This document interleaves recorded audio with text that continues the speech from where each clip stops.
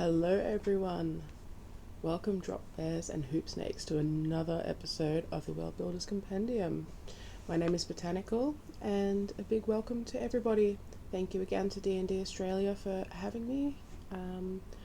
Today we're going to be doing something a little bit different. As you can see, I've blacked out the screen here, and also as you can see I'm still in the lounge room. Gotta make do with what you've got. But we also have a new internet connection that's going to actually make it capable, make it possible to do what I'm going to be doing today. So, up until today, we've been using Campaign Cartographer 3 to build an interactive atlas that would be useful for DMs, or even if you guys are playing around a table, you can have it up on a screen and sort of show your players the fancy maps as you draw yourselves. The more basic battle maps on some paper or a whiteboard or what have you. But today we're going to be doing something a little bit different, something immersive. So, without further ado, we are going to switch over to Planet Zoo. Now, as you can see, I have opted to remove the overlay, and this is mostly because, well, you get the full experience of Planet Zoo if you don't have the overlay. So let's get moving. Now I'm a little bit unsure as to whether my mic is working, but here's hoping, because it keeps saying 0 decibels, so I'm a little bit anxious about that. But I digress. So we have opted to start in a taiga environ, and we're doing a diorama, so that way we don't have to worry about any sort of background mountains or anything like that. We can literally create our world for ourselves. The cool thing is that it gives you this little block here, and it doesn't look like much at the moment, but we can actually make it as big or as small as we like. The other great thing is that this is basically like a big old piece of Play-Doh that we can literally mold to our desires. Now, yes, there is a square of grass in the middle there, but we can you know, paint the environment as we desire. So before we begin proper, we're going to have a think about what it is we're going to be doing. Because what I would like to see is sort of the tail end of the mountain range, if you will. Maybe the beginnings of 2 of those rivers. And a little bit of the taiga type forest. And by taiga I sort of mean like your deciduous boreal forest. So if we open up the nature tab down here, we have a whole bunch of stuff and things that we can play with. It is worth noting that I am using every single expansion pack. I've been playing this game since release, and I've only just sort of realized that I can use it to make some pretty cool D&D maps in the last little while. So, you know, we've got some pine trees and all this sort of stuff. So what we can do, because we're wanting a sort of more tundra, more deciduous looking environ, we are going to click on the biome filter, and we're going to filter taiga, temperate, tundra. We're not going to filter out any of the packs.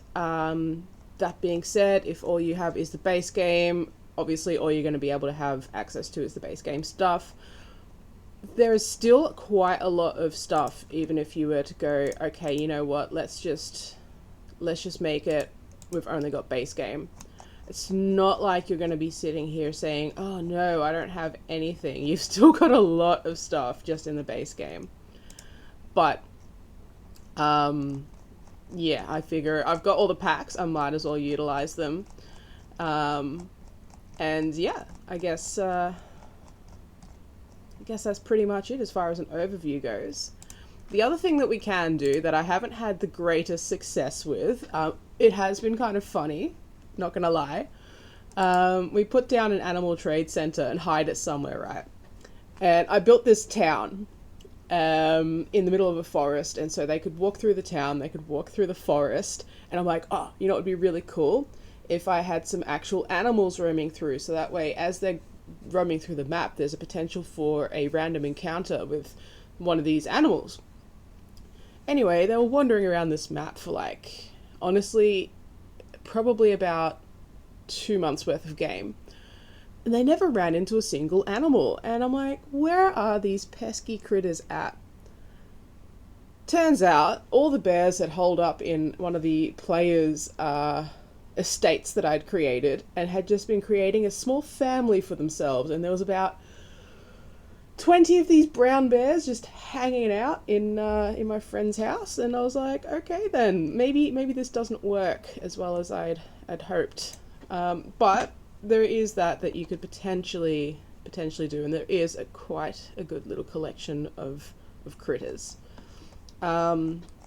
The other cool thing about Planet Zoo is that we've got access to the Steam Workshop, which means that a lot of the heavy lifting can be done for you. So if we'll come over to Blueprints, you can see that I've downloaded quite a few things. So for example, we can put down different rock formations that have already been nicely done for us. If we were to make a little town, we can put down different little buildings. Again, different rock formations. So you don't have to sit there and necessarily put every single little piece down, because that would literally take forever. You can save your own blueprints as well. Let's have a look, because I think I've got some forest sections already done.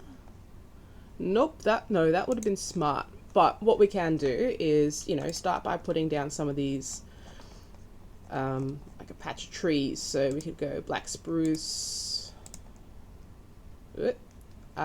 Yes, we want to come over here and turn off align to surface, because otherwise it will do some weird things. Maybe chuck in a couple of little stumps. Yeah, just chucking down a couple of things to start with. I don't really want an elm. Definitely don't want a festive spruce. Beautiful.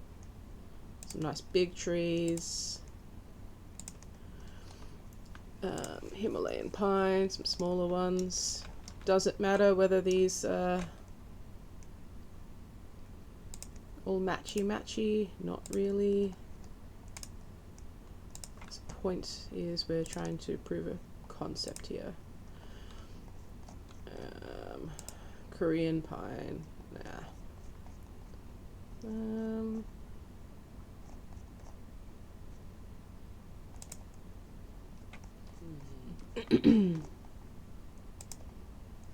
I do love the eucalyptus tree. It's beautiful, but not what we're looking for today. Yellow cedar. Yeah. Chuck that in over there.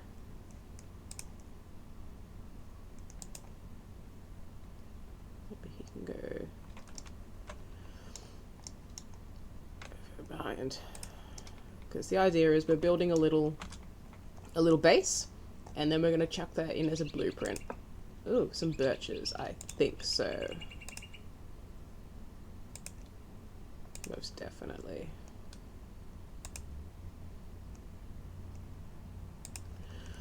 The other thing that we can do is random rotation. So that means it's going to sort of move it around automatically. We don't need to worry about whether it's rotated or not.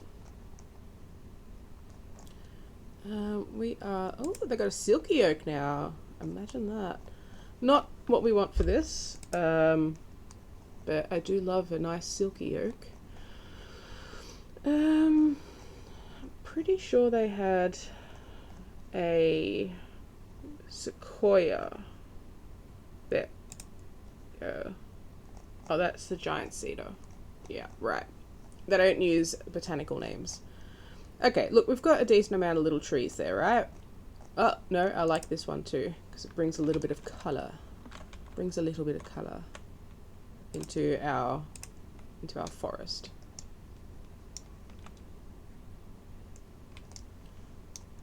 The one problem we have with this is that it does put things up, as you can see. So one thing we need to be mindful of is once we've done a setting is to come and have a look, because what we'll find is that there is a potential that some things are floating. Not yet, that's fine. My escape key doesn't work very well. Okay, so now we've got our canopy layer, shall we say. We're going to want to put down some cool trees. We're going to want to put down some of the sort of mid layer. So the cool thing about Planet Zoo is that we can put things wherever we like. We can angle them upside down, we can put them underground, we can turn them around in any which way we like. Right? So that means that everything's a bush. So we've got the beech tree. Nope, it's not a tree anymore, it's a bush.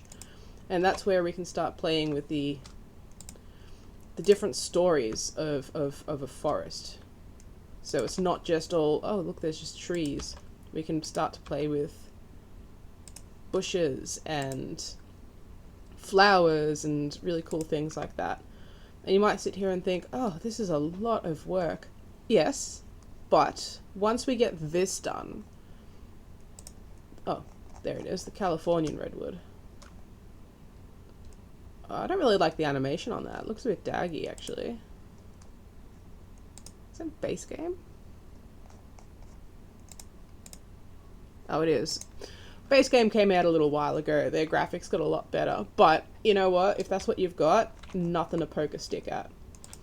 We can chuck in some rocks just to make things a bit, you know, a bit more realistic. There's some big rocks.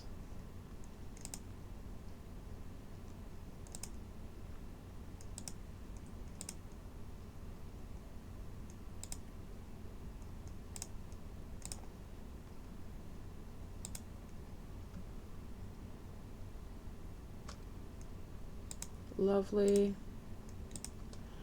And let's chuck in some flowers.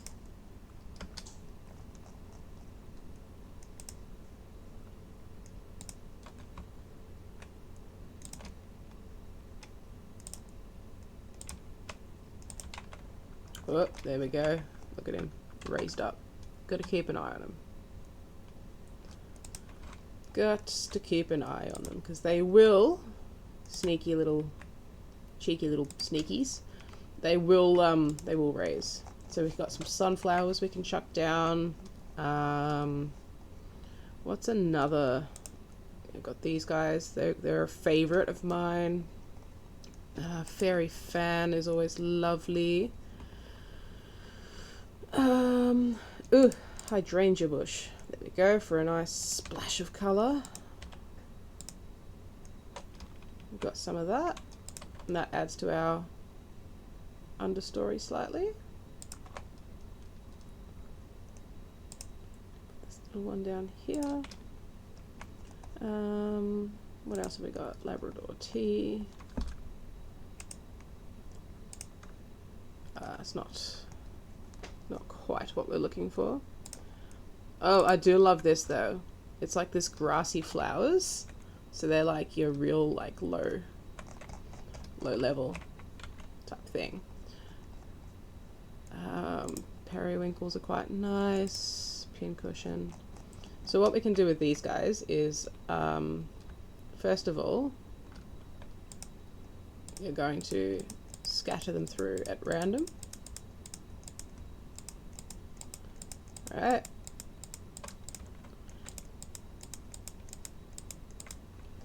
Because what we're going to do is chuck in a few different ones.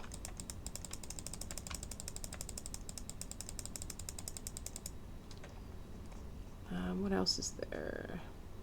Tick seed's quite nice too.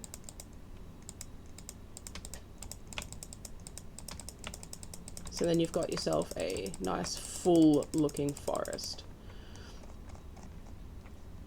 for when we inevitably,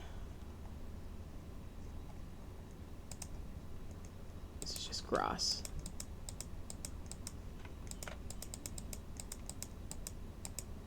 When we inevitably start to make this as a blueprint.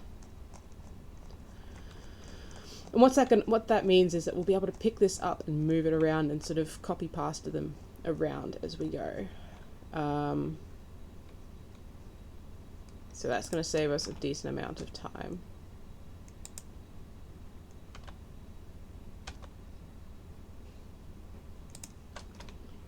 Just chuck in a couple of taller ones. Lovely. And a bit of fairy fan flower through here. Maybe some through here.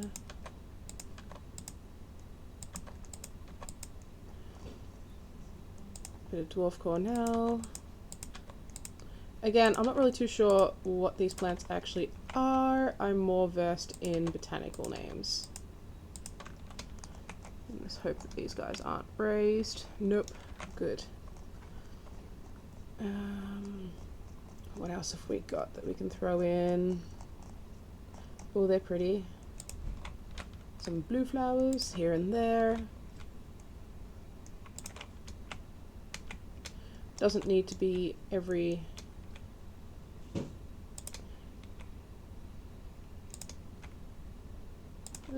Somebody's at the front door. We'll ignore that for now.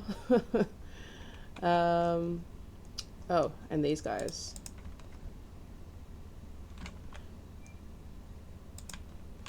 We'll just chuck them in at random.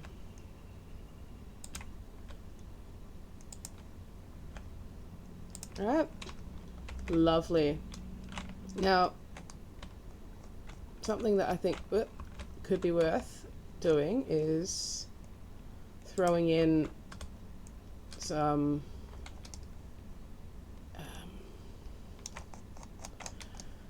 well, I mean, on this side it's obviously quite bare, but if we were to do something like press I, we've now selected everybody, I hope. Looks like it. Yep. We're gonna merge scenery into group, save item as blueprint, new blueprint, forest. A, item description, boreal, forest, blueprint.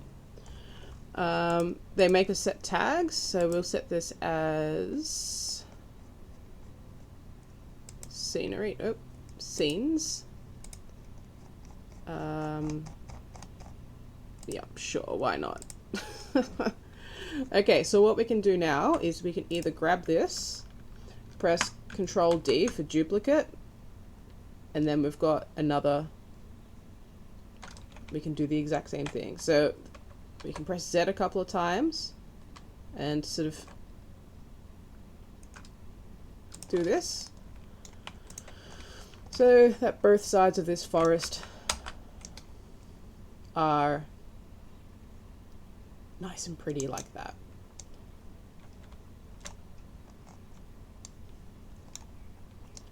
So, very nice, right? Now the next thing that we can be doing is we want to be putting down a path. So there's two ways of doing this. Either we can open up the path menu, pick something that we like the cobblestone path here, width of 10 meters. We can run that through like so, and you've got yourself a path, right? Oh, that escape key is absolute trash. So what we can do now is we go free look, explorer mode, put ourselves down here, and that's what it's going to be like walking along this cobblestone road. Cool. Except the lines are always quite harsh on this here cobblestone road. So instead of having a path proper, what I tend to do, and also it always stuffs around with your terrain, what I tend to do is pick something like a dirt, it's a bit too big, a dirt path, putting it at like at 11 or 10 and doing it that way. So that way you can see the path is quite clearly there. For everywhere else we'll have a nice green, grass. That doesn't mean that we can't have a bit of fun with you know, some light soil coming through here to not just make it a boring green grass, but as you can see, that means that you can see where the path is. It doesn't have that, it's got a nice blended line. Everybody's happy, right? Lovely. So I'm actually going to extend out this side of our diorama because, like I said, I kind of like the idea of having our path sort of start at the foothills of our mountains, which we haven't named yet, of course. But here we go. So the way that we mold things in Planet Zoo, and I will be honest, I am definitely no master of this just yet, but we sort of treat it like as if it's Play-Doh and sort of can mold things in that way. So our mountain might come down like that.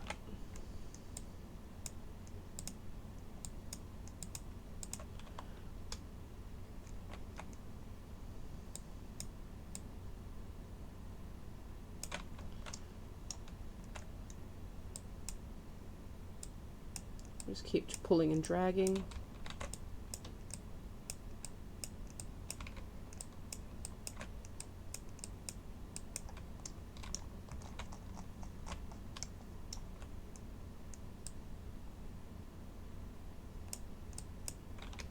It's, like I said, I'm no master at it, but you know what?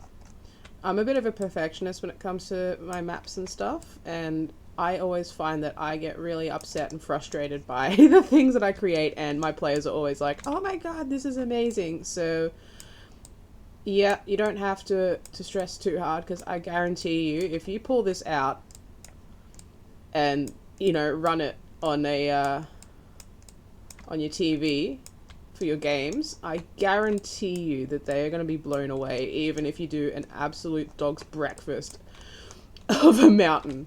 I promise you that they will be like, holy guacamole, this is amazing. Because that's just how it is. You're always the biggest critic of your own work. Let's make a little cave through here. That's where our players are going to come from. Lovely, lovely jubbly.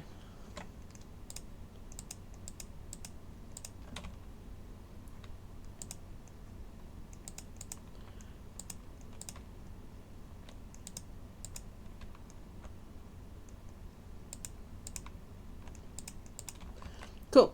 So then what we can do now is paint it like rock. Again, not the biggest fan of the paint for this, but it is what it is. That looks like a cave in there. I'm going to fix that up. We can add some rocks to sort of smooth it out a bit, but again, they are not going to notice. I promise you, they're just going to be like, oh my god, you've made a mountain? Oh, that's amazing. I've not heard any negative feedback when it comes to building a 3D immersive map for your players to explore, and it doesn't happen. We will bring one of the rivers across down this way. So what we're going to need there is bring out our tool. We need that to extend out our diorama. And in a bit I'll show you why I chose a diorama over a zoo proper in Sandbox. Because there is a reason for it.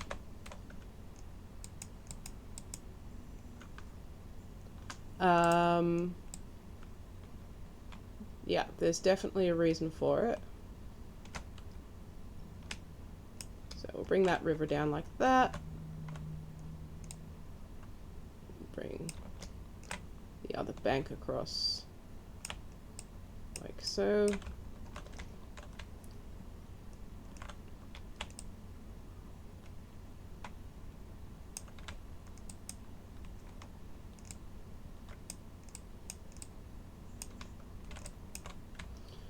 Lovely.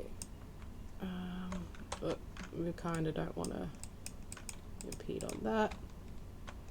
Might want to instead widen this out so that we can have a river nice and happy, because this is going to be connecting up to our mountain. We kind of want it to be nice and big like that. We'll work on the other side of the mountain in a moment, but we'll have a waterfall coming down through here and across as one of our rivers. So we might even sort of thin that out.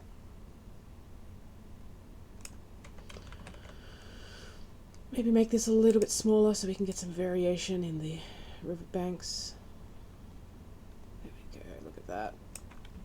Lovely. So we've got ourselves a nice little river. Now, what we can do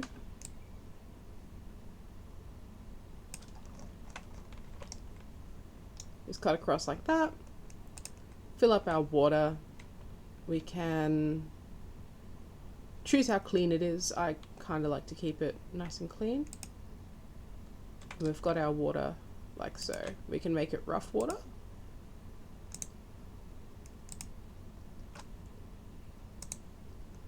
So right clicking gets rid of the water, but we can sort of change the color of the water, whether it's dirty, sort of how clear it is. That's a bit bright, I think. But as far as maps go, we've got some great colors that we can play with. But I think either clean or maybe even crystal. Yeah, nice crystal clean waters coming off the mountain. So obviously this looks a little bit boring, but we can add things to this. And we're going to want to continue that river out through that way, of course. But as a starting point, we've got ourselves a nice river with a waterfall just over the side there. We've got ourselves a little section of forest, little section of cave, and you know what? You could map this whole thing out from the cave to the entirety, to the town. But the more you put in it, the slower it's going to run, obviously. But as far as an immersive map goes, this is kind of it, because instead of setting them off on the path of just playing around on a dynamic lighting map on Roll20 or Foundry or FGU, you can quite literally stream this, and there's a fork in the path, and they actually get to choose where they're going.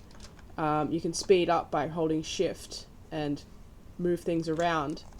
When it does come time to battle, that's where your Roll20 comes in, because you can literally just over the top, like so, press G to get rid of your HUD,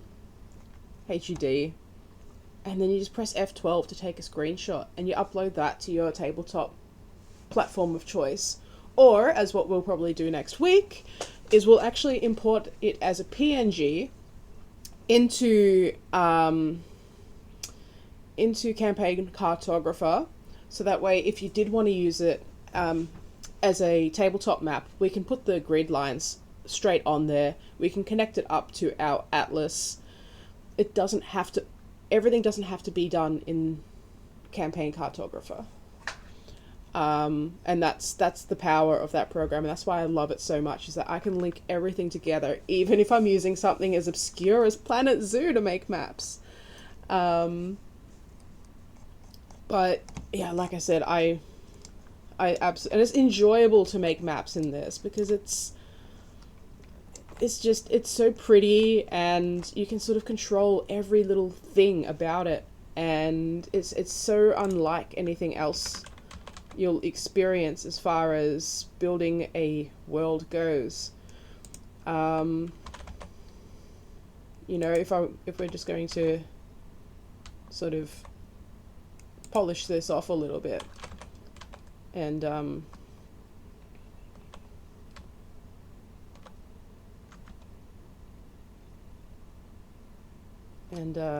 you know, make it a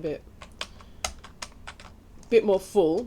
Again, maybe it'd be worth making 3 or 4 different forest sections, so that way it's not all just the same thing.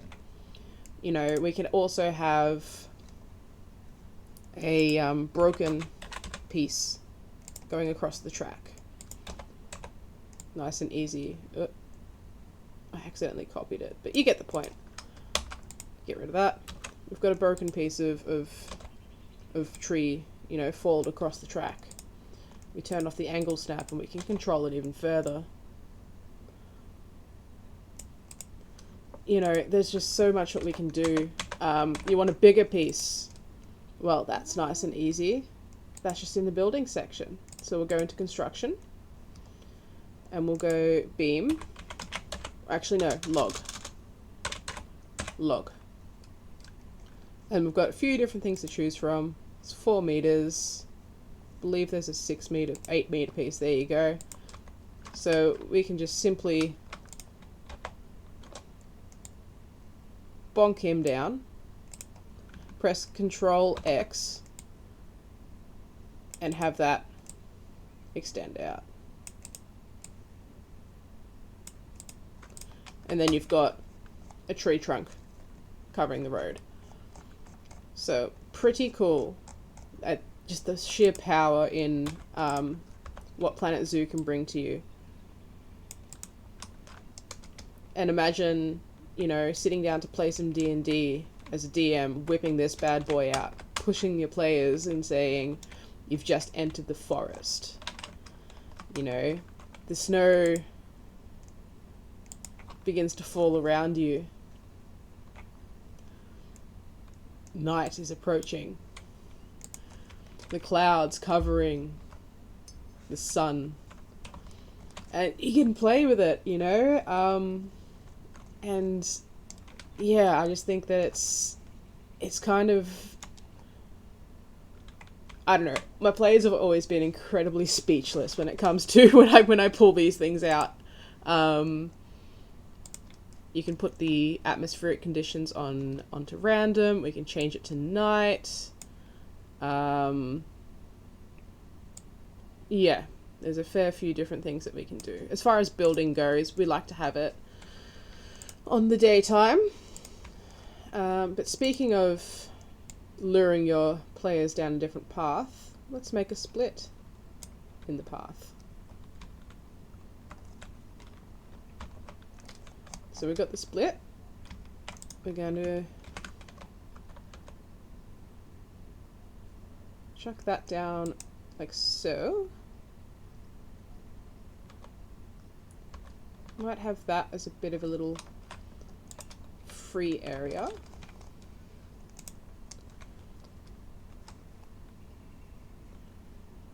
But just so you can get the experience. So we'll have this as like a little grassy knoll. Let's have a look at continuing or finishing off our river. So we'll actually get rid of the water.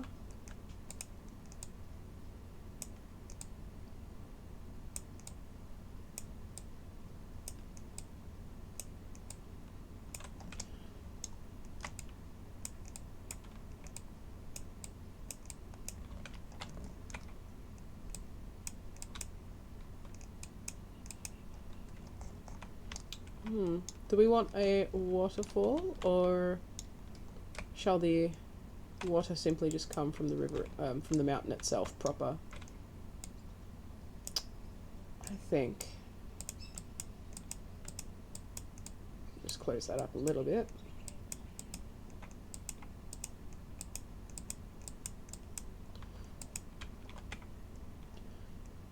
Let's have a look.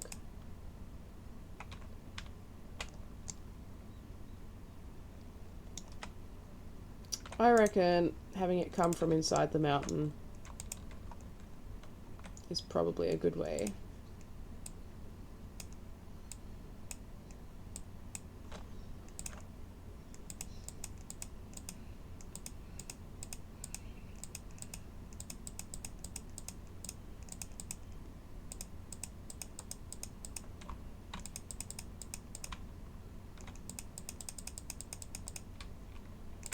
There we go.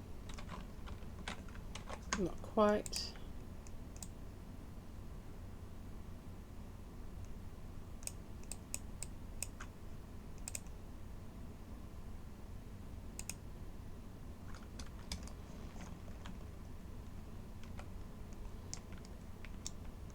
Lovely. Although that's a little bit strange, but we will smooth that out with our smooth tool.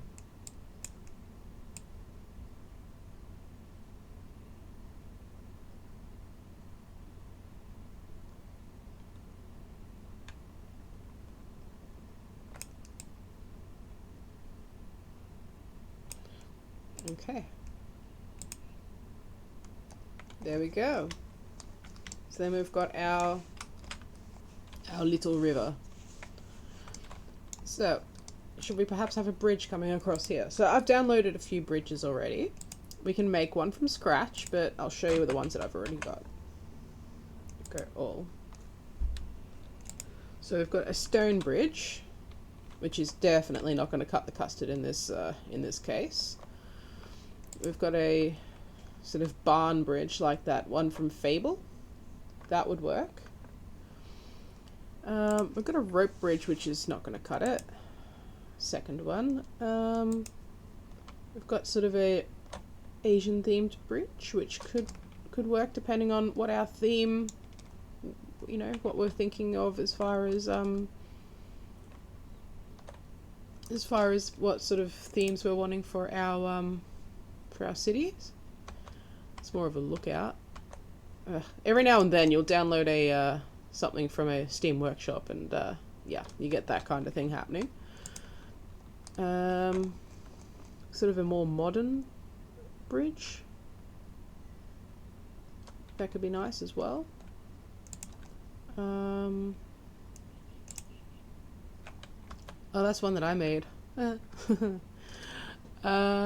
else? We've got these cool ones. Again, sort of more modern.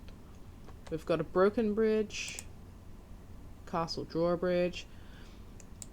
Yeah, so there's a few different choices as far as bridges go. I kind of like the idea of perhaps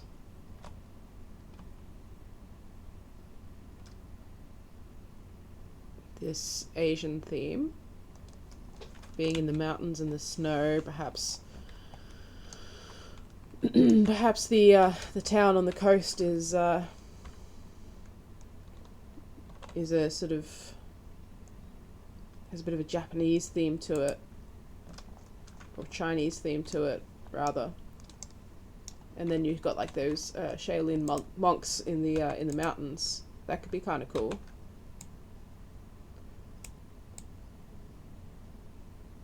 And then we just bring that out a little bit.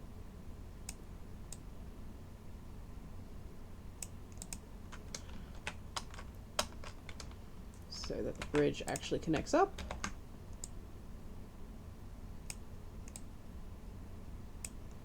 There we go. And we've got ourselves a nice bridge. Now, if we were to turn this, actually what we're going to want to do is go to Settings, Sandbox. So this is where we can play with the animal side of things. What we actually want is power everything. Okay, cool. So power's on for everything. I don't need to put down any like solar panels or anything like that. So that would mean that the lanterns on the side of that bridge are on, which means, yeah, look at that. How cool is that? Now, if you think this is perhaps a main road, what we could do is, where is it? It's in construction. Of course it is. There's different lights that we can put down. I don't think that this would be counted as a main road, but if you were to be that way inclined, we can put down something like this, or a sort of stone lamp post. Actually, perhaps at the edge of the bridges, that would make sense.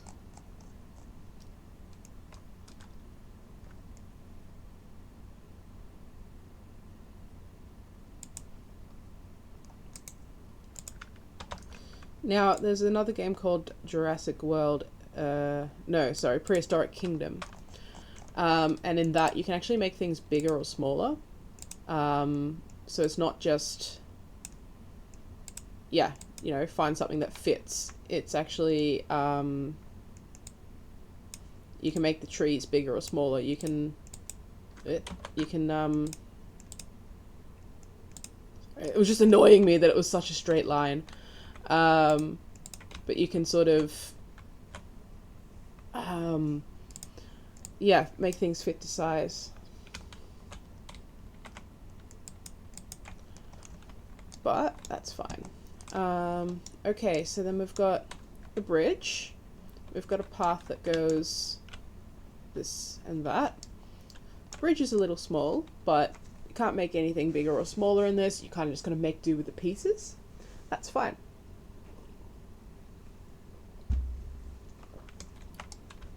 Gonna have a bit of a grassy knoll happening over here. We'll chuck you. We'll chuck you over there.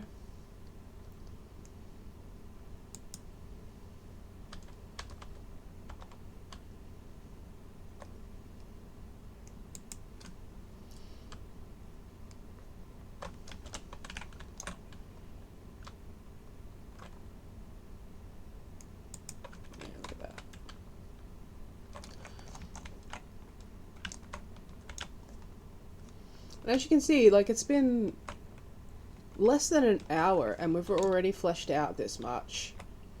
If you're not wanting to do a whole explorable area and just wanting to do a battle map, you know, keeping it simple, you kind of, doesn't take too long to do, especially once you've smashed out your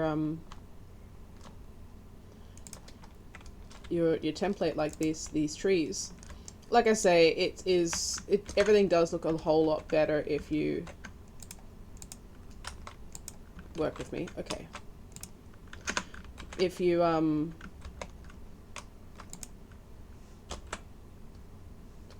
Don't know what's going on there. If you make a few different ones rather than just trying to rely on the same thing. Okay, it's being a bit of a pig, that's fine. But yeah, you get the point. Just game the system. Doesn't want to cooperate, that's fine. I'll make it cooperate. So then, yeah, we come back over here. And that's sort of what you're seeing. You know, you've got the bridge, you've got that grassy section. Maybe over here we can continue on this forest, so that way you can sort of see, oh yeah, that's that river's going to keep going through there.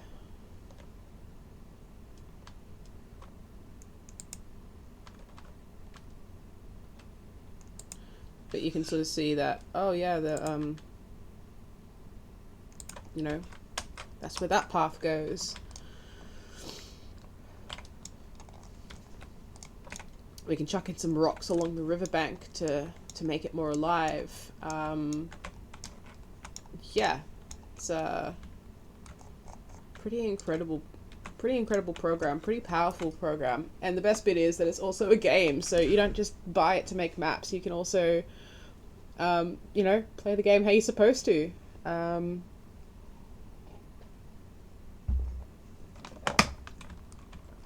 I quite enjoy playing in Sandbox, or I never really played much in the franchise mode because my internet was, you know, powered by a koala basically, and as we all know about koalas, they're not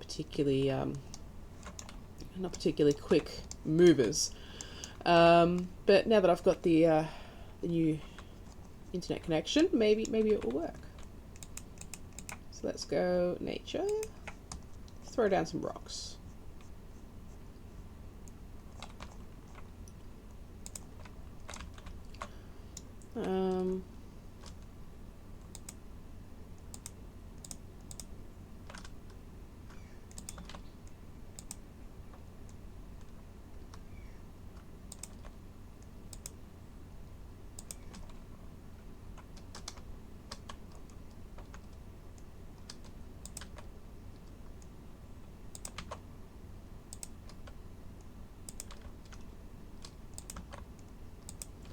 Lovely.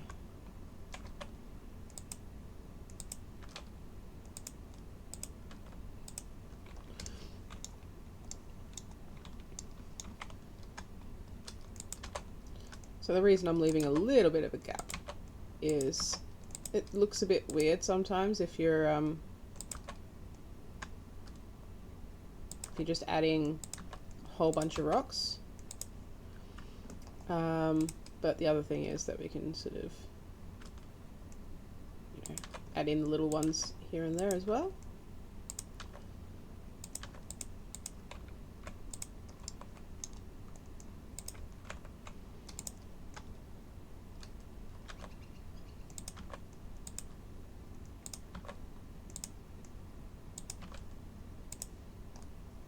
Where's the other $5 rock?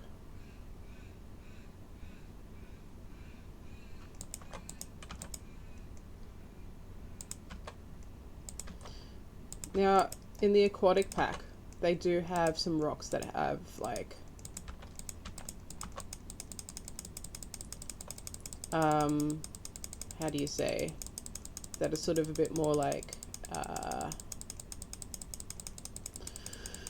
small rocks grouped together, but they just don't have the same look to them. I'm not so much of a fan, so I don't use them. I tend to just use the small rocks like this to get my point across, if you will.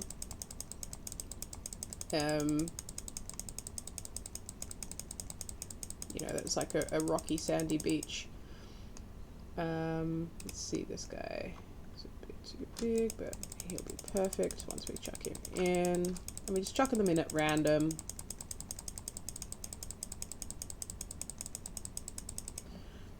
We'll chuck in this guy as like a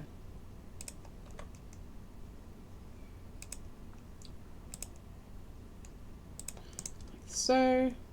And then what we've got is buffalo grass, large.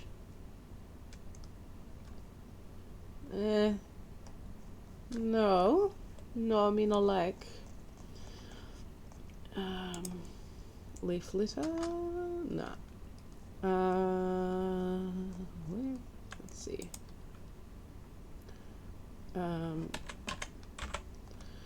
Pin cushion. Ooh, that's kind of cool. Doesn't really match what we're going with, but it's kind of cool.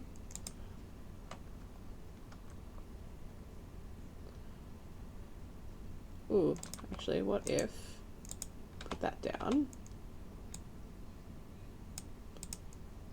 Very nice, very nice.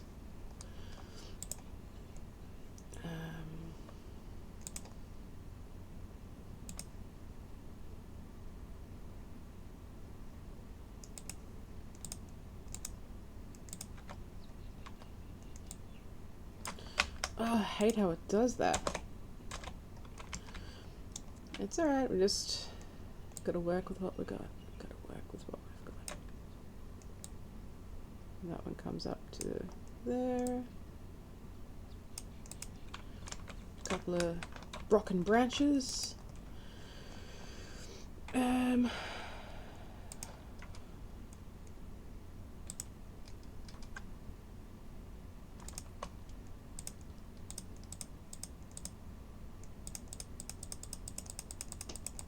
Chucking these down. Fog for the Yorkshire fog grass.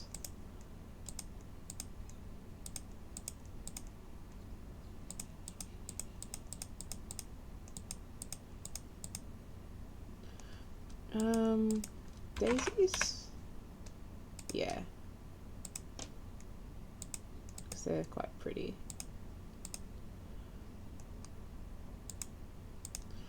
And then, last but not least, reeds. Chuck some reeds down.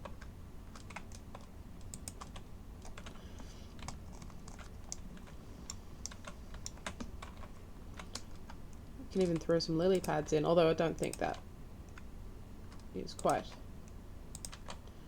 realistic given the temperature of the supposed area.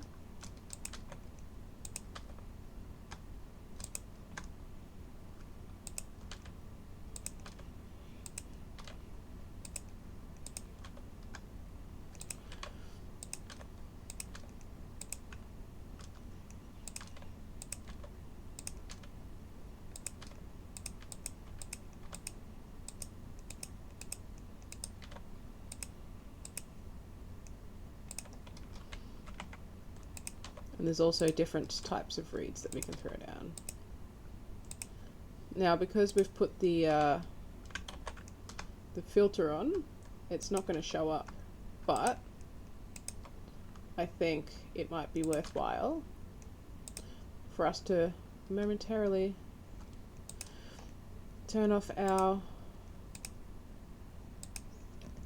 filters, because now we've got these types of reeds, which I think adds a nice little pop of colour into things. Perhaps instead of over here, we'll chuck in these ones instead.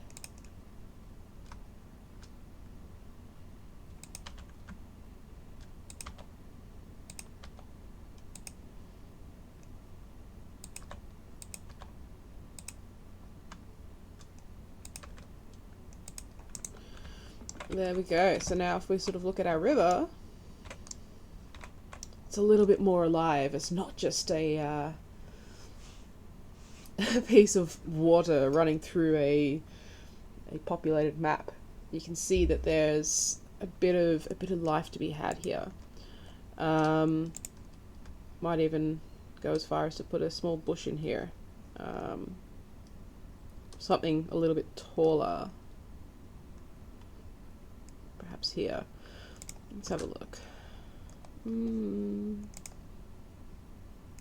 I do love these sea hollies, so we'll chuck them in a few places.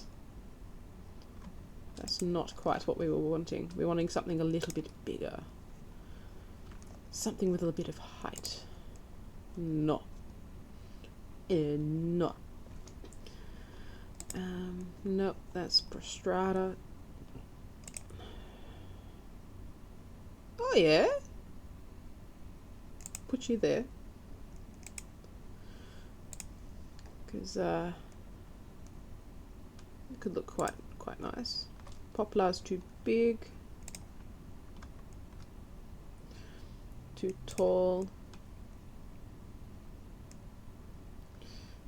That could be good for there.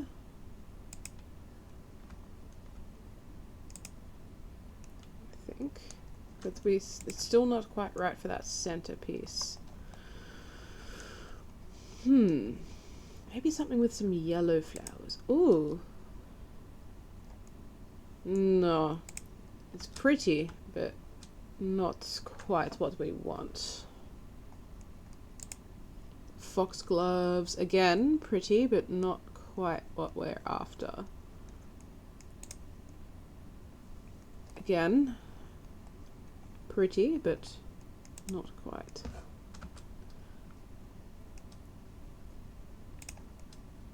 Ooh, that could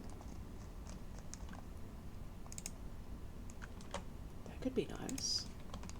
Look at that. Bit of yellow. Yeah, I kind of like that. Just for a bit of pop of colour. And then we've got this to sort of scatter around a little bit too.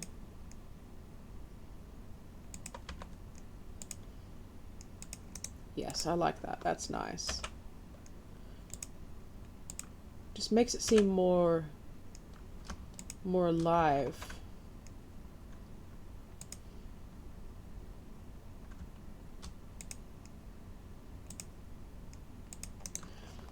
Yes, love it. That's beautiful.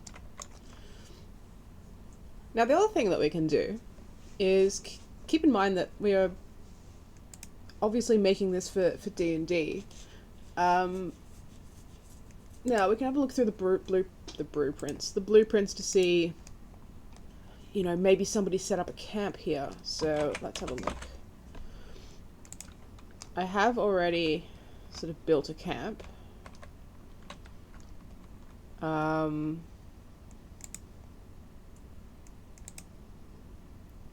This one's a camping scene. Again, it's sort of going to take away from what we've got going on. But, like with any blueprint, what we can do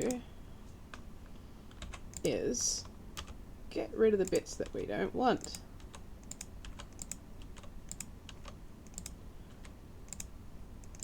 Keep the stump in, actually. So now we've got ourselves a little camping scene that we can so as the players sort of come around the corner, there's an abandoned campsite, the fire still roaring, well, still functioning at least. They can come over and investigate. Just make sure that nobody's lifted. Nope, beautiful. So there's a little campsite tucked off the side of the path. Perhaps there's a chest. Sort of opened at the back here.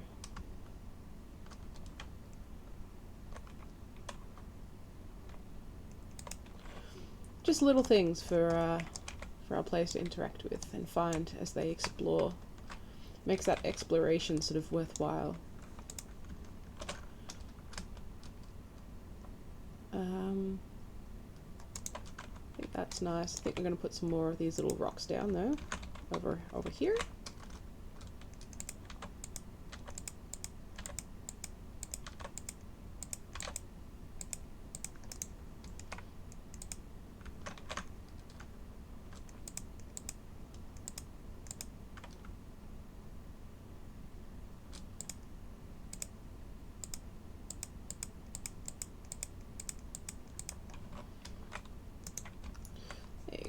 Just a little bit more realistic. Probably gonna want some more little flowers and stuff through here, but for now, this is all fine. This is all lovely. Perhaps it is at this point that we have a little waterfall running, but let's have a little explore. Let's have a little run through in our explore mode. So, we take a step out of the mountain path. And we can look around and see that whilst the rocky walls of the mountain begin to give way, a forest comes into view. Vibrant wildflowers pop out from the green of the trees, and as you make your way further down the path, what appears to be a downed tree crosses the path. It is easy enough to step over, and you continue down the dirt path. Up ahead in the distance, you can see a bridge. Your mind sort of wanders, thinking that, well, where there's a bridge, there must be something that needs to be crossed. And as you approach, you see some smoke wafting up over the trees, and you catch sight of a campsite nestled up against the bend of a river. You're faced with a couple of choices: to take the path leading off to the right, continuing over the bridge ahead of you, or investigating the mysterious campsite beside the wide river.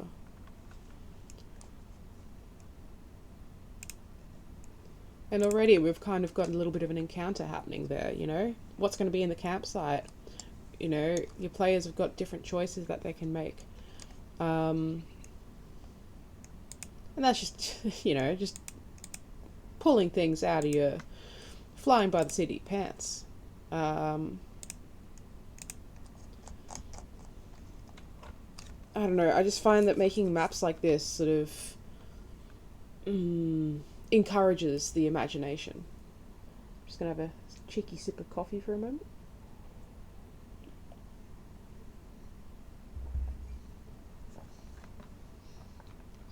It is such a worthwhile game. Even the gameplay itself is just so rewarding, so peaceful, and you can just do anything. Like, the building is like just absolutely endless, even with just the base game. And the developers are awesome. They really try to listen to the community, and yeah, got a lot of time for Frontier.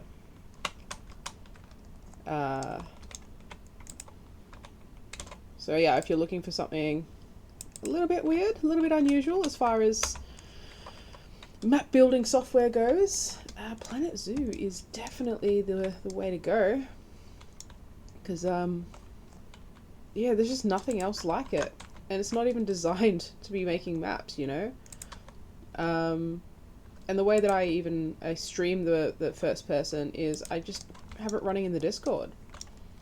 Everybody I play with has 2 screens, and if somebody doesn't have a second screen, that's fine.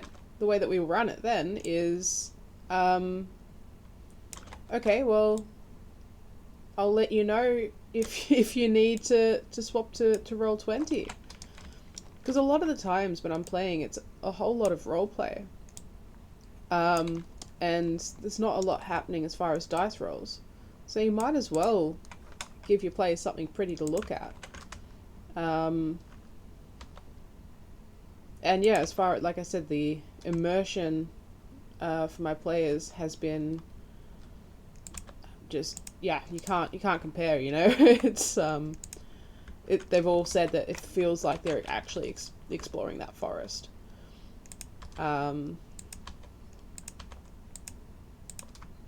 Yeah, I think it's just a little extra tool for a DM to have in their tool belt.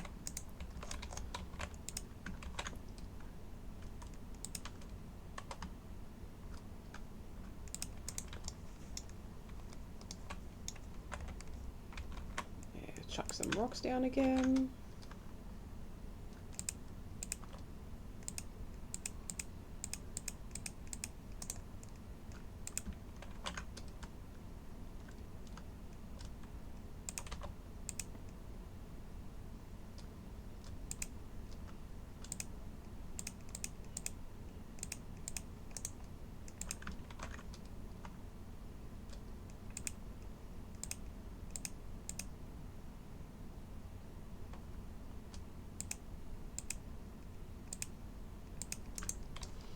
There we go. We've got ourselves a bit of a rocky bank. Let's have a look-see. Oh, no, actually. No. Oh, yeah, no, that's right. That's right. Because we shall...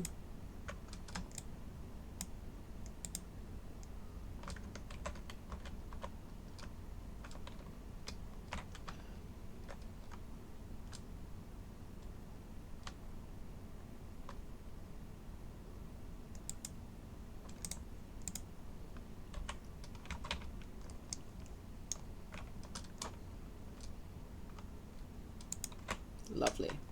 And then we've sort of padded it out a little bit, making it a little bit more realistic.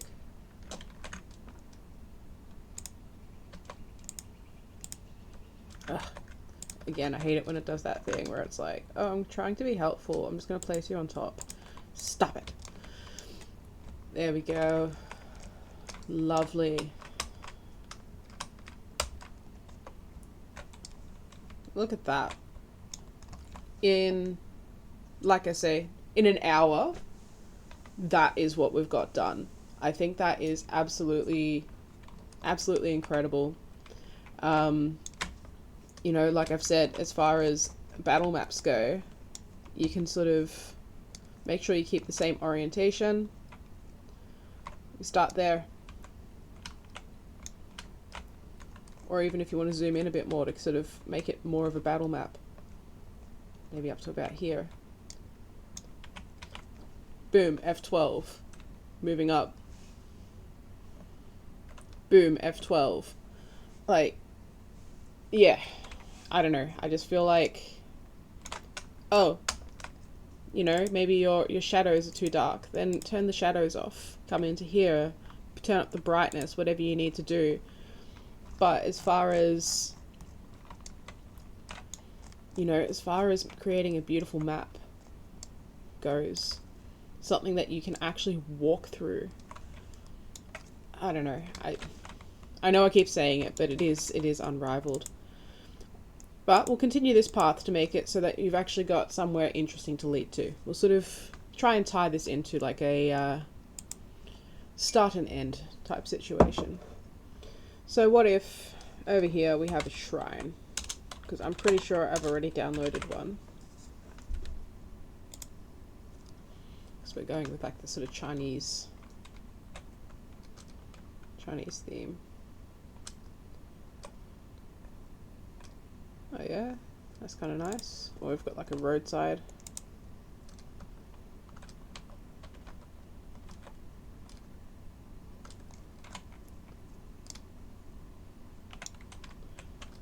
Oh yeah.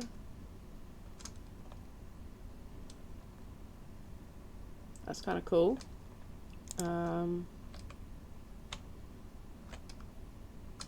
It's kind of cool as well. Obviously we'll have to get rid of the bamboo because that's not the vibe we're going for here. Anyway, we'll continue this path for a bit longer before we start thinking about shrines.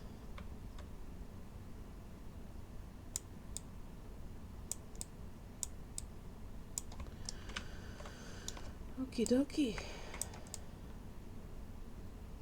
Look at that. Lovely.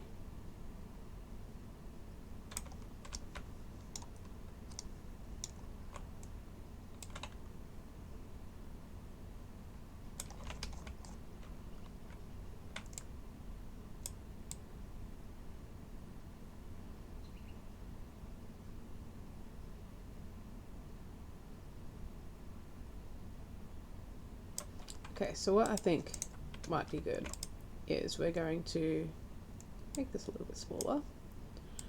We can bring this around here, like so. But then we're going to have another river come through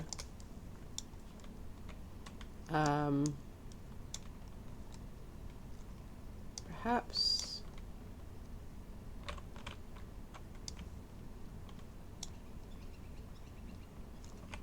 we'll just keep it that as is.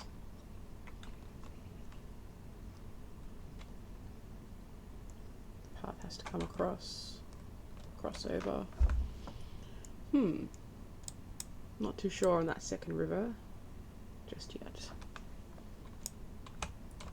But for now,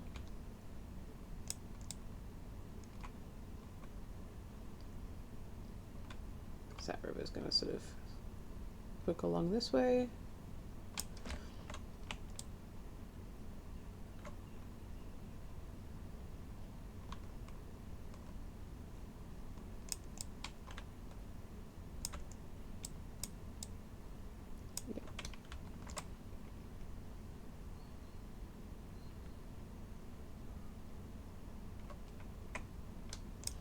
Actually, that's a good point. So that can come through this way, because that mountain's going to sort of come along and act as a border.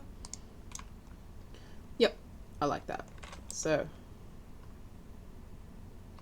put that back down to 15.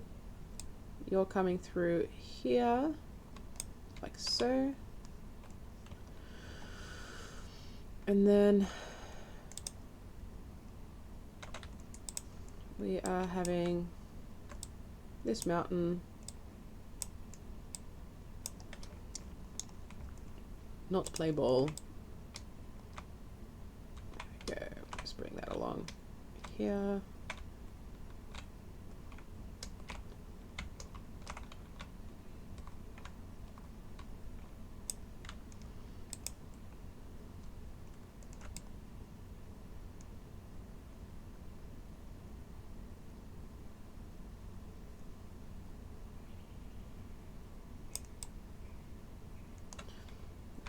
Drag that out, sort of massage it a little bit. Like I say, not always the easiest tool to use, but I've seen people that can do some really awesome stuff with it. I am not one of them, but like I say, you just need to, the only person you need to convince, or the only people you need to convince, are your players, and the fact that you've made them a 3D world to explore in, yeah, you've convinced them. You can make the lumpiest mountain known to man. You've convinced them. Look at that. That is one lumpy mountain. My goodness.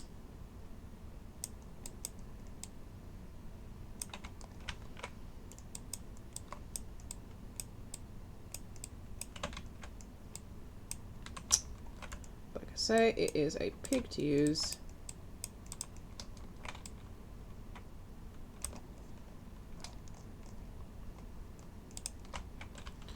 Let's go 15.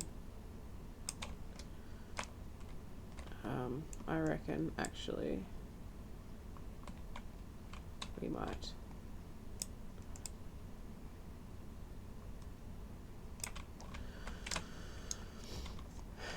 send this river running this way.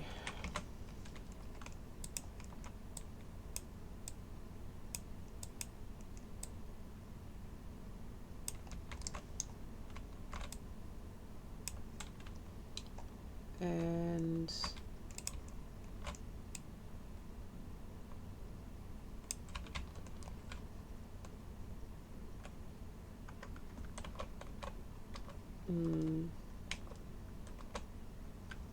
no, because it's going to come down from the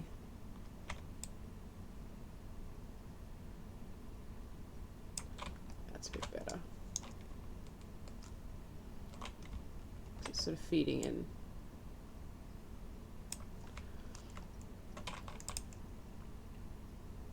Obstructed.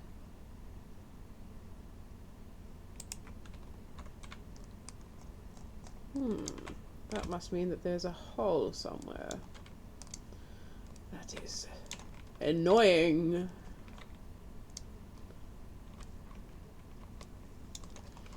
Couldn't possibly tell me where. That would just be logical.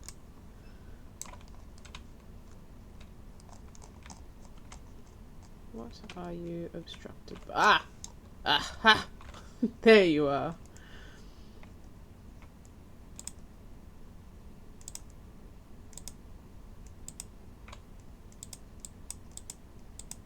There we go. Beautiful. Okay. What's now obstruct? Where obstruct? Ah, I was just getting too ambitious. There we go. Lovely. And then we can move this a little bit so it's less, you know, hide the hole. Less in the river.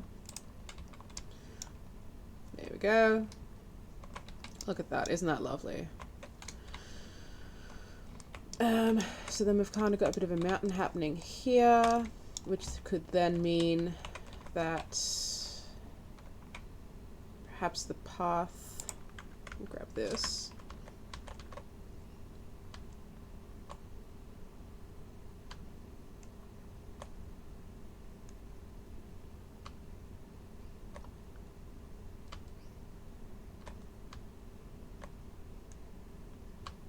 I think we're gonna have to split this. So we can press R, right? R for right. I can grab that, press move, M for move, unsplit from group, and then we've got two smaller chunks. So we can sort of change things up a little bit, shall we say. Because what I'm thinking is sort of a riverside path.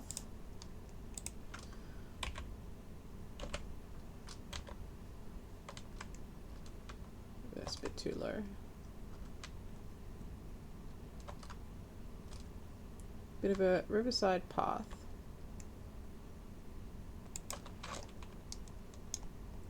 Bit of a cut in through here that leads up to a shrine. I think this could be the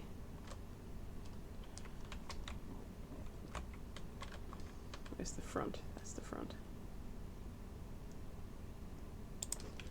So we've got ourselves a shrine. We're going to flatten to foundation.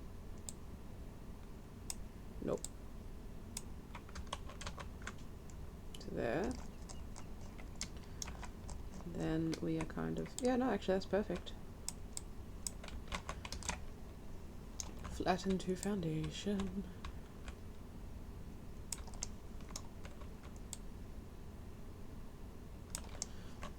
Lovely.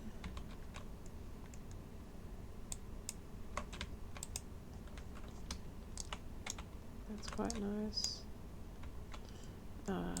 Make that a little bit smaller so that way we can sort of cut in here.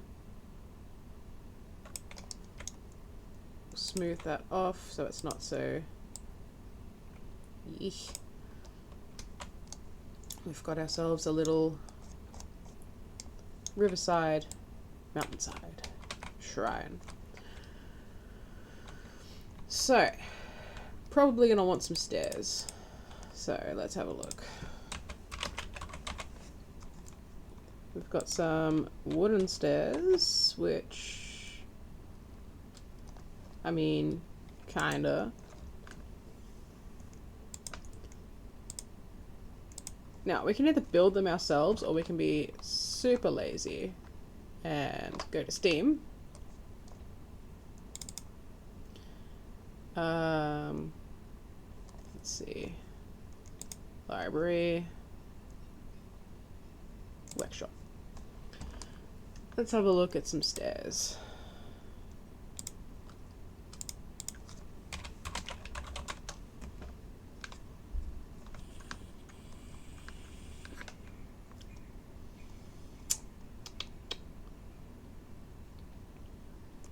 maybe they're cool. So press plus.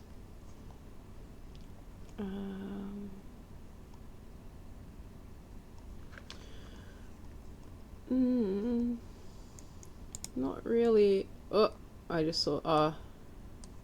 Those Indonesian stairs kind of had the moss on them, which isn't necessarily the worst thing, actually, now that I think about it. Let's have a look.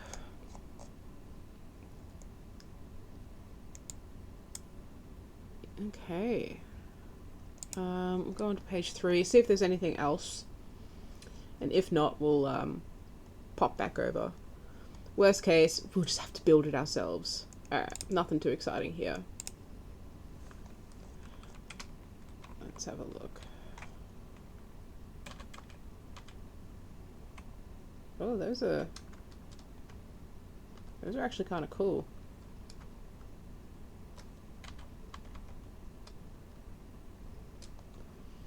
Ooh.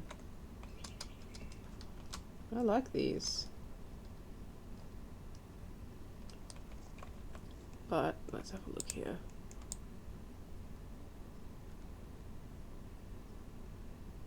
Shadows are making it a little bit difficult to build here. So what we're going to do is we're going to graphics and we're going to turn our shadows to medium, just so we can actually see what we're doing, and we might even turn our brightness on up a little bit. We'll turn it all back down and make it look super beautiful in a moment.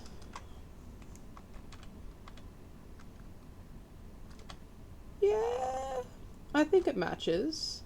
We'll have to do some editing, but if these steps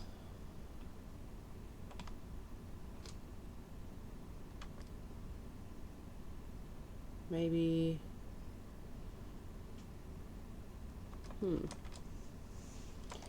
Alright, let's pull them apart. See what we can do. Oh my. Lots of little bits. Firstly, get rid of that. Secondly, let's see about getting here. Yeah, not quite. This is where it can become a bit tricky, is grabbing the bits that we need. Having a bit extra isn't the end of the world, but not having enough is annoying.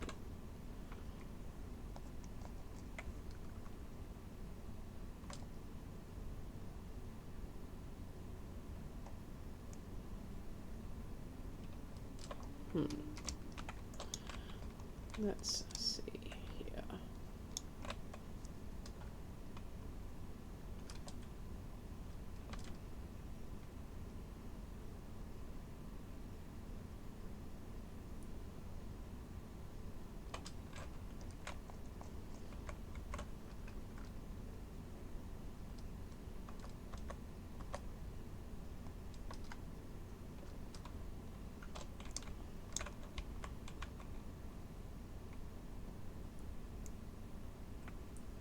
What if we had that there?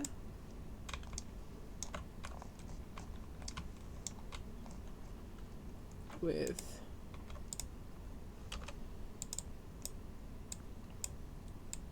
this section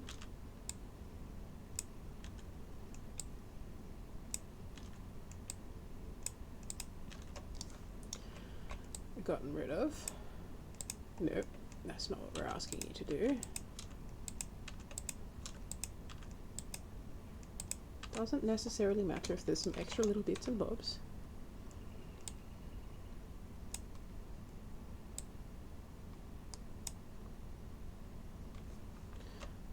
Take what you can get.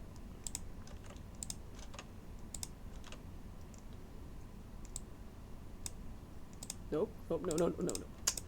Like I said, can be a bit of a pig sometimes. I forgot to that. Is that going to play ball? Yes, excellent. Now, we know that there are a couple of extra little bits in there, but you know what? You gotta take what you can get.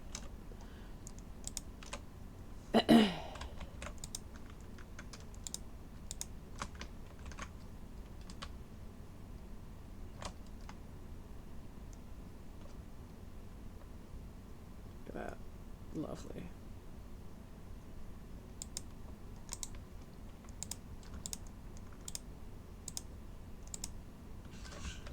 And then we'll chuck this up to here. Kind of a bit of a clash of temple styles here, but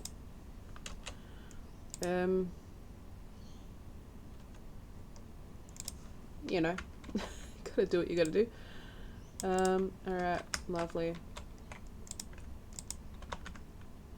Ugh. Lovely.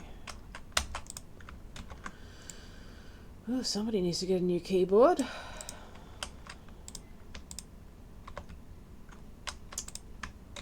Because, yeah. It's a bit of an issue that we've got going on with that escape key.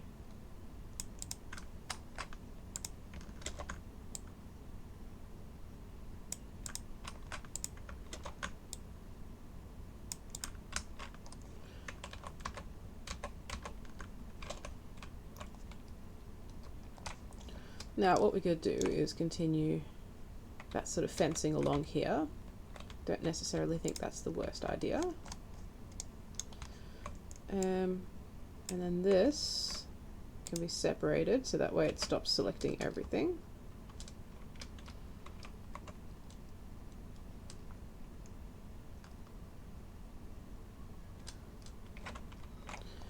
And maybe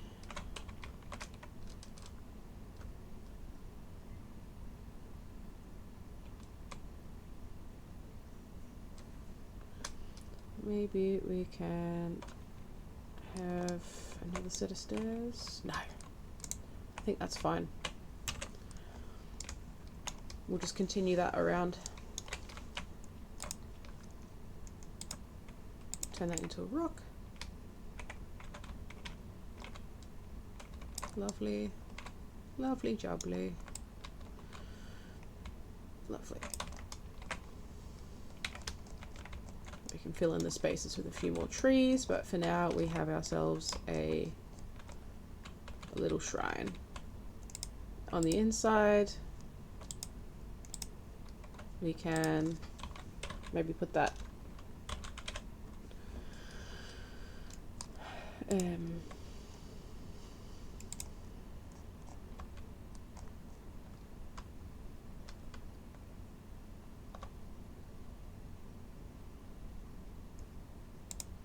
put that in,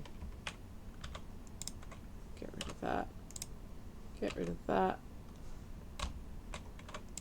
get rid of that, get rid of that, that, and that.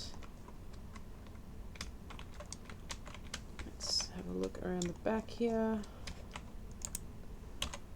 Nope, nope, nope, nope, nope, nope, nope. Yeah, and that's where it's gonna be silly. That's fine.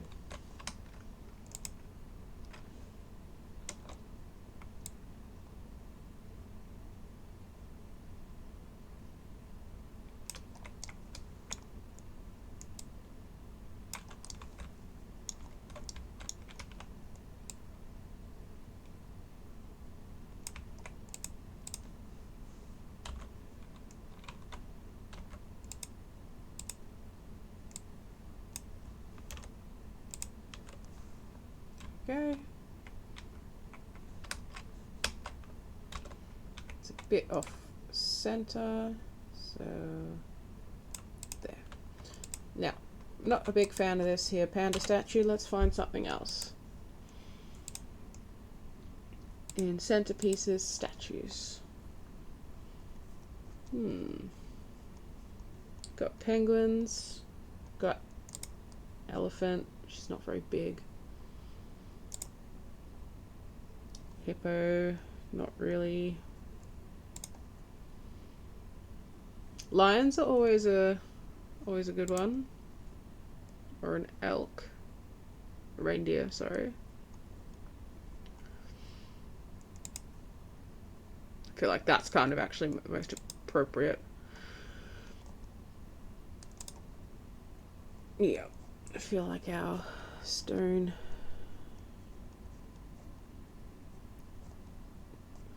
lion might be the most appropriate. And again, we do have raccoon. Can we change the color? Oh, we can. So we can make it more of a white.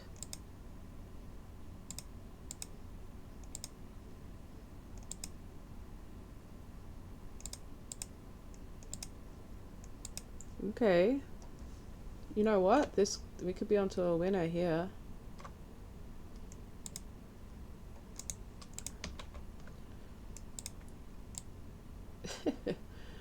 Goodo. Alright, let's move his legs around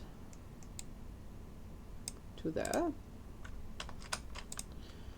Let's move this to here. And then we can put a cool head on top. Pig. No. Ugh, this random rotation. I think I might turn it off for now. Because it's very good for plant, not so good for when you're trying to place something. Ooh. Actually, that's kind of a cool... Yes. I think that is definitely... Although I'm a little bit confused, because there's like a sea serpent, snake kind of thing. There's like all these parts, but... Yeah, it's weird. He kind of looks a bit weird without a neck.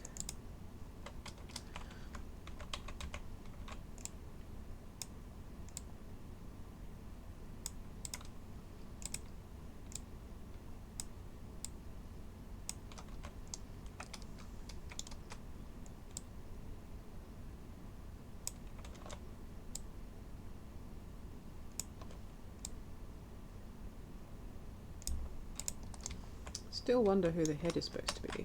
What the head is supposed to be for that sea snake. But we're not here to win a fashion show.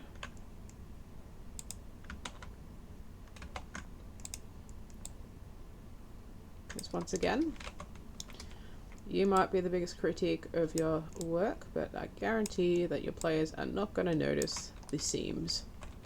They're just going to walk in and be like, oh my god. What a cool little temple. There you go. And we'll chuck in an offering bowl with the idea that there are going to be some trinkets inside the bowl. And your players have to make a good choice. Plate. Let's see if the plates are better. Yes. So there's a plate in front of our fellow, and we're going to have some little bits and bobs inside the plate, and our players have to make good life choices. If they steal from the bowl, then the temple guardian spirit shall come out and give them a whooping. If they place into the bowl instead, then perhaps they are given some sort of boon.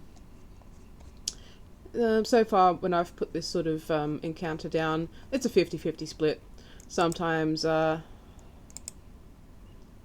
party will steal from the bowl. Other times they'll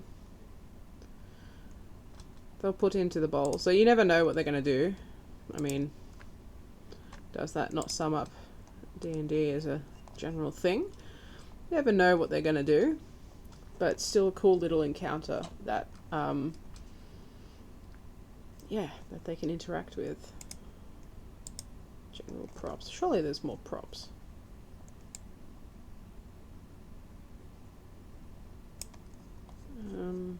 thought there was more props than that. That's a bit weird. Theme props. Because we just want to put little bits in.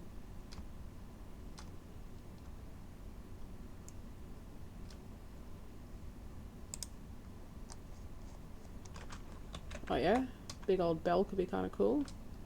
Maybe a smaller one.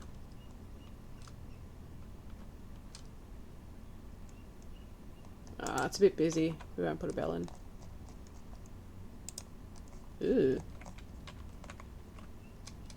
Actually, what if we put the bell over on this side? Wrong button. Of course, it wouldn't just be nice. Why would it be nice to us?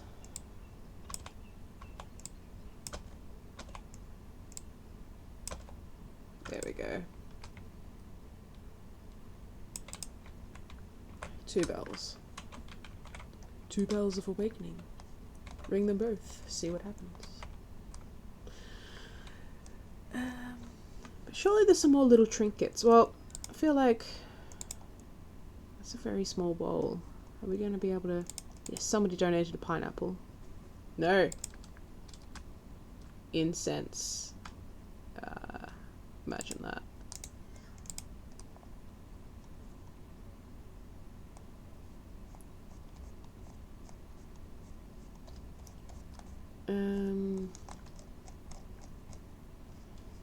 Be very good if there was...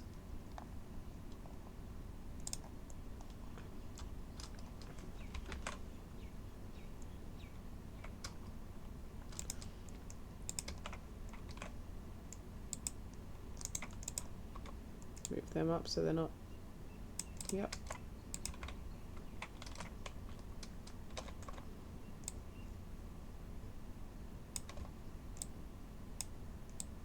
There we go.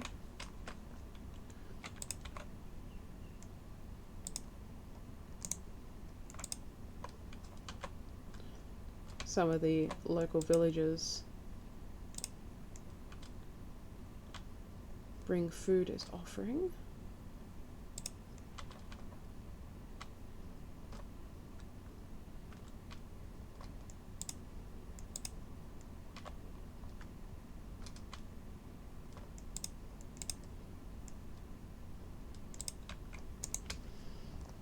But what else can go in the bowl? That's the biggest query. Not decals. Centerpieces. Statues. Is there maybe a teeny tiny little golden statue or something? No, he's too big.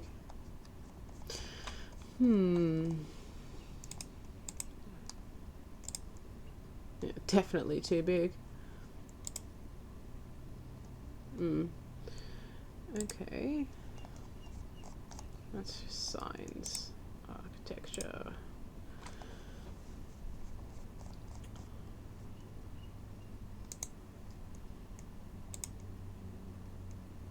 Actually, I know a good thing.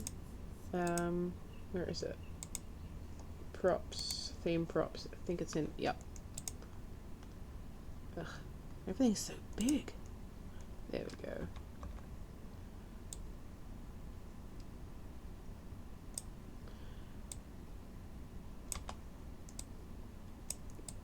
Put that in the...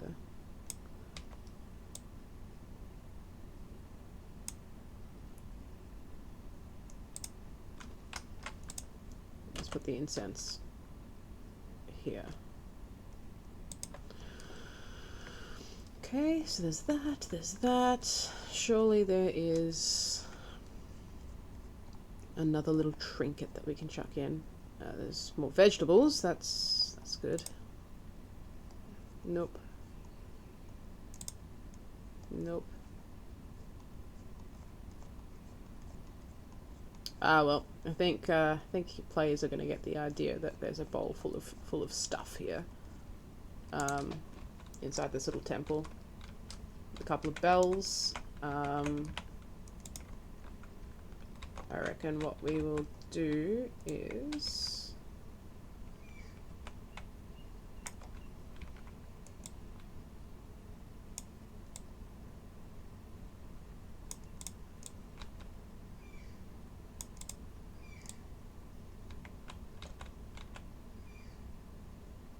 that across so that there is some consistency in design. Apparently there's no consistency. Why would there be? Okay. Because we want that sort of connected there. Get rid of that one.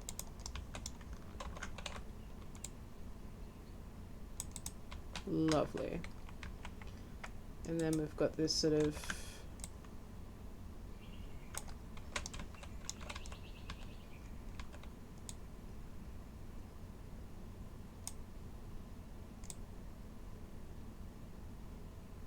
okay, no worries. Although, what if we had like that?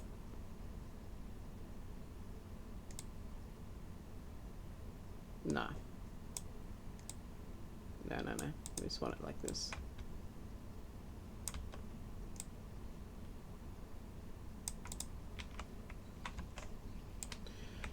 Bring this over here and move that back. Not too sure why they're not aligned, but I suppose it doesn't matter.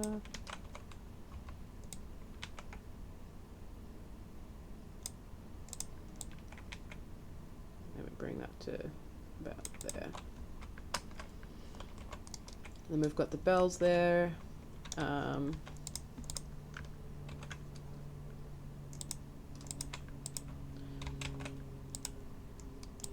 Here. Perhaps a little balcony over this side.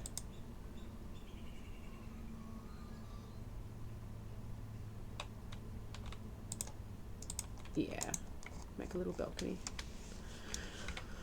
Might end up redoing the stairs, but I think for now, ugh, come on.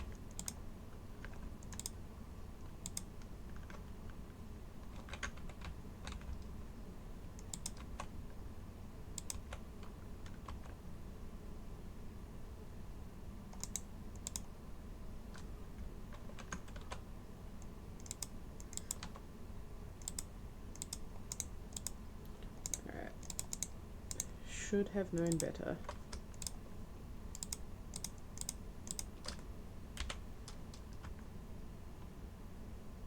Oh no.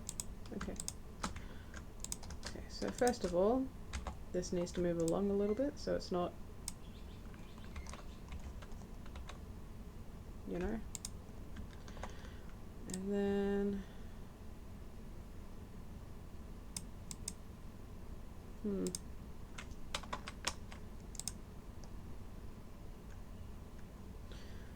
super duper annoying.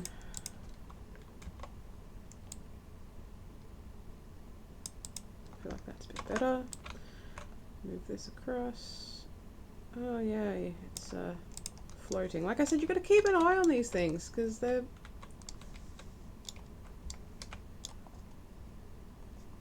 very cheeky.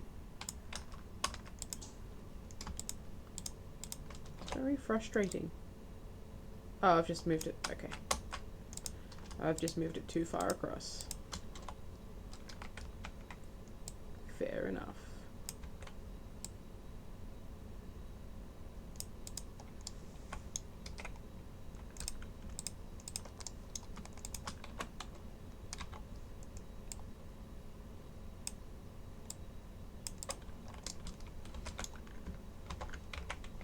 Angle snap, so that way we actually get this nicely.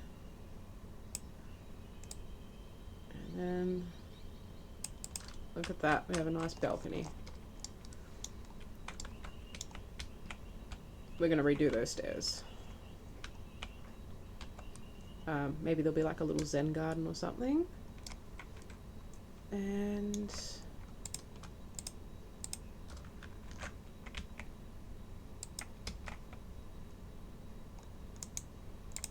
you know what, I feel like it's just going to be easier to do this.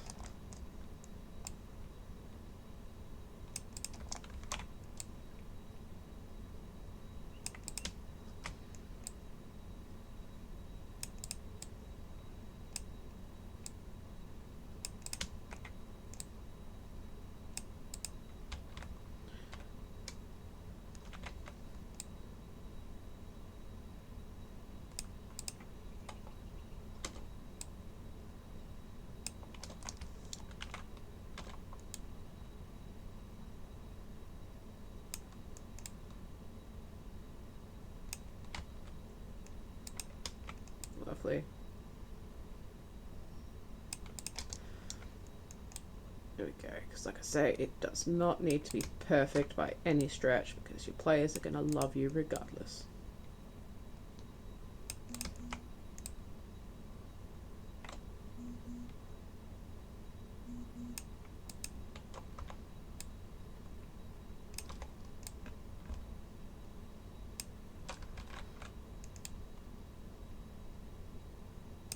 Lovely. Look at that. Done.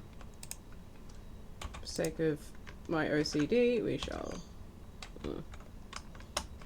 It's fine. We'll put a little garden there. We'll hide it.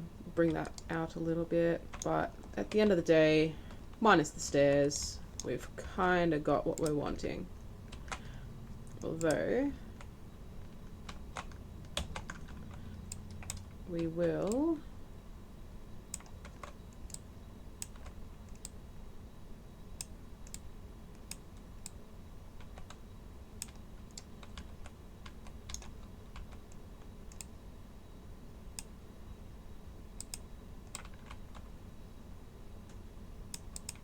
there like that,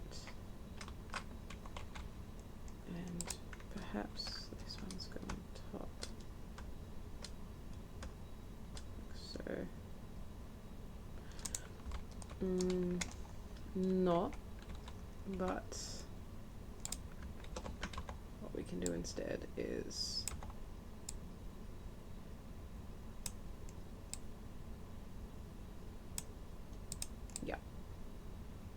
we'll do that instead.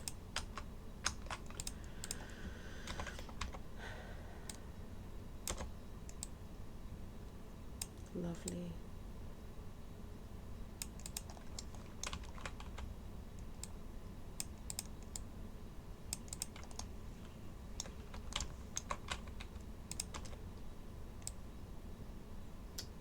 Mamma mia.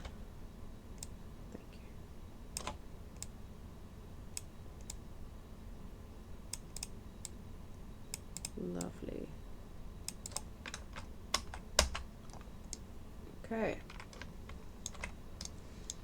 Now, if we want to be extra fancy, we can also do this sort of thing where you want it up the top as well. No. Wazzers. Control X. Ah, look at that. Up she goes. Glorious.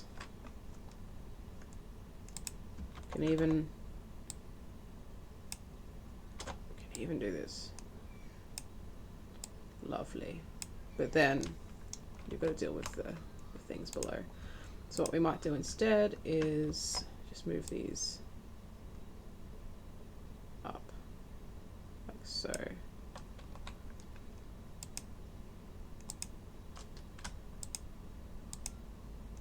And here's the fun bit, because I bet you it's... oh, it is actually going to work. That's nice of it. And then we'll do those. Yeah, see? Ugh, so annoying.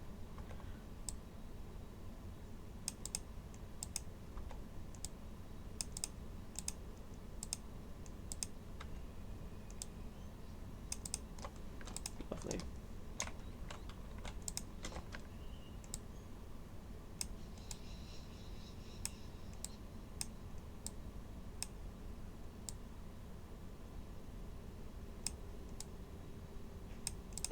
Beautiful.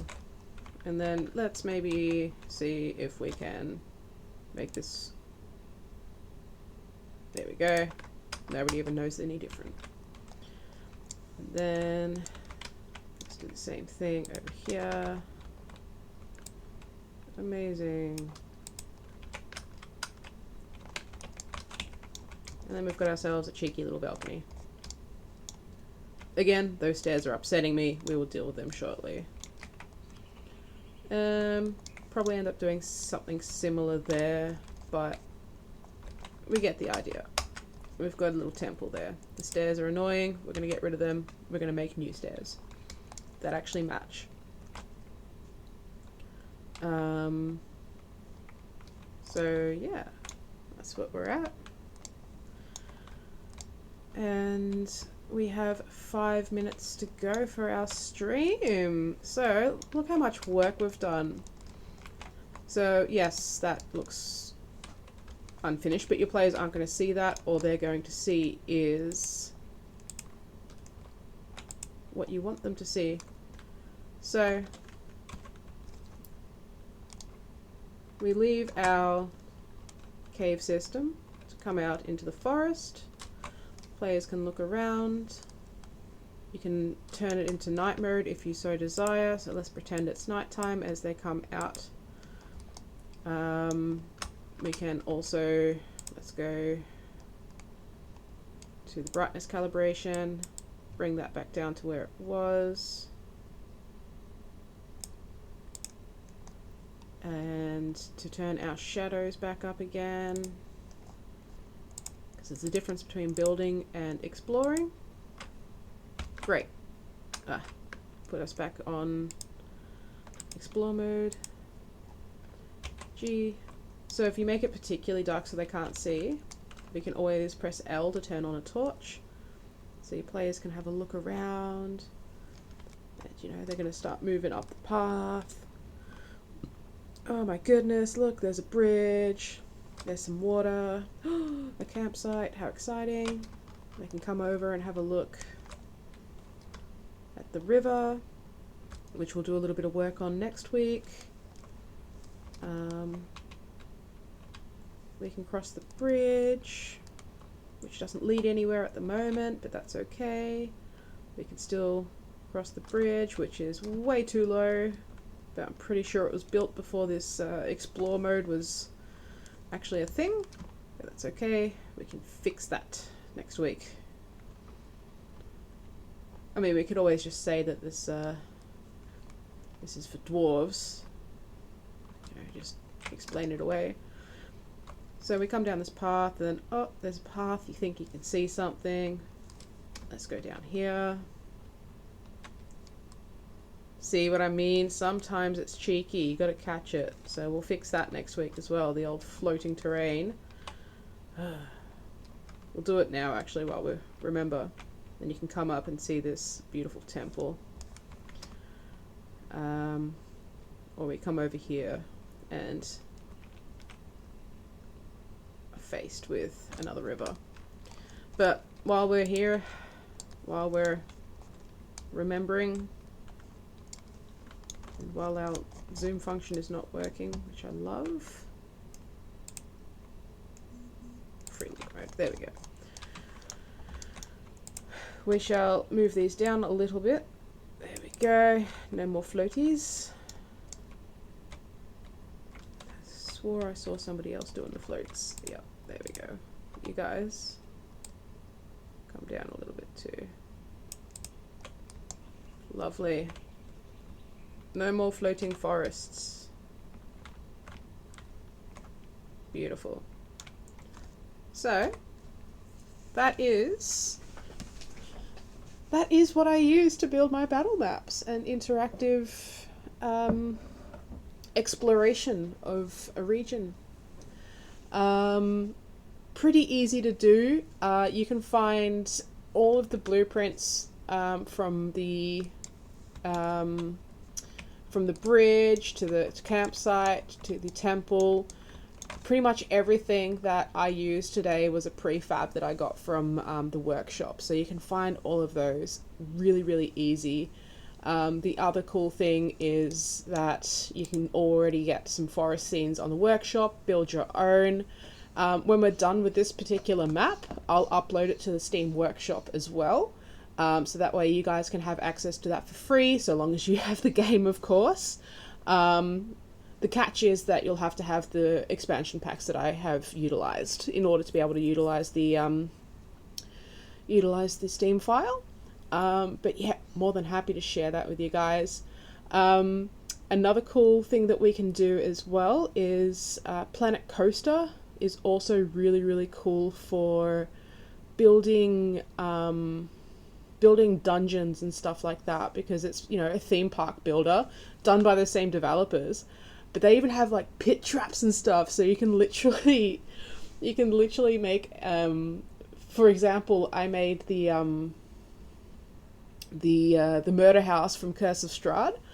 I made the basement section in Planet Coaster, so they actually had to walk through all of that, and they got into like the bottom section where, no spoilers, but like, yeah, they got into the bottom section where like that final battle for the murder house was. And yeah, whilst you can't have an immersive battle scene happening, you can have that feeling of exploration while moving through a dungeon and things like that, because they've also got skeletons and zombies and ghosts and, you know, even animatronic rats that can scurry around in a sewer. And I think, yeah, choose your tools based on what you need. You know, I can't remember who it was. Somebody asked me, oh, you know, are we just going to be using Campaign Cartographer?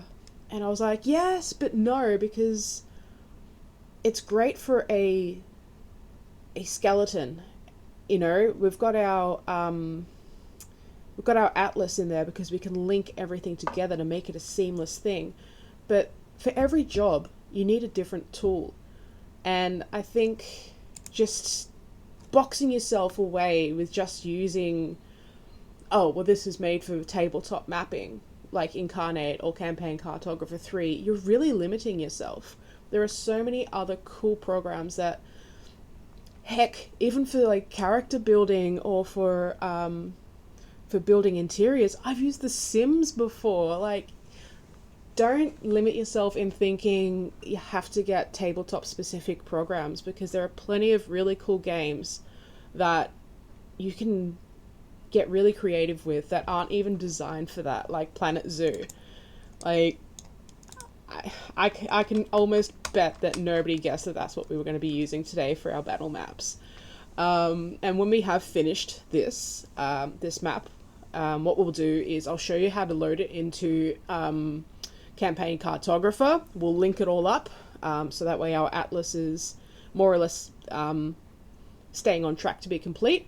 And I'll show you how to upload it into Roll20, because that's what I use, but it's going to be much the same thing no matter what program you use to be able to actually utilize it in a tabletop space. But that's what we've got time for today. Thank you so much, everybody, for joining. I'll be sharing our sharing the various links in just a moment. I hope that you can all join us next week at about the same time to finish off this super cool map, and I might even show you guys some of the other ones that I've built, just give you the full experience on what you can do with this program when you've actually got an idea in mind.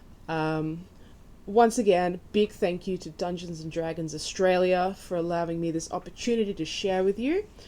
And yeah, we'll see you next week for another episode of the World Builders Compendium. Bye.